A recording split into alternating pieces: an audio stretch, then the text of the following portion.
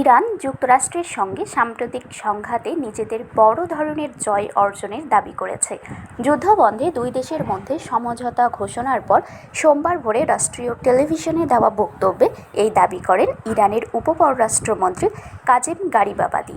গারিবাবাদি বলেন, ইরানের বিরুদ্ধে হামলা চালানো তাদের নির্ধারিত লক্ষ্য অর্জন করতে পারেনি, বরং ইরান নিজস্ব অবস্থান ধরে রাখতে সক্ষম হয়েছে এবং এই সংঘাতে গুরুত্বপূর্ণ সাফল্য অর্জন করেছে। তিনি দাবি করেন, শত্রুপক্ষের সামরিক ও রাজনৈতিক উদ্দেশ্য ব্যর্থ হয়েছে। অন্যদিকে ইরান তার স্বার্থ রক্ষা করতে পেরেছে এবং দেশের সার্বভৌমত্ব অক্ষুণ্ণ রেখেছে। ইরানি এই কর্মকর্তা আরও বলেন, যুদ্ধবন্ধে যে সমঝোতা হয়েছে তা ইরানের দৃঢ় অবস্থান ও প্রতিরোধের ফল। তবে চুক্তির শর্ত বাস্তবায়ন এবং ভবিষ্যৎ আলোচনা কিভাবে এগোয় সেটি এখন সবচেয়ে গুরুত্বপূর্ণ বিষয়। উল্লেখ্য, যুক্তরাষ্ট্র ও ইরান সাম্প্রতিক যুদ্ধ অবসানে একটি সমঝোতায় পৌঁছানোর ঘোষণা দিয়েছে। এর আওতায় যুদ্ধবিরতি, নৌ অবরোধ প্রত্যাহার এবং পরবর্তী পর্যায়ে বিস্তৃত আলোচনার পরিকল্পনা রয়েছে।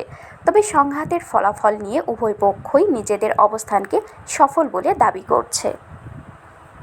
শারমিন শিমু, বরেন্দ্র টেলিভিশন।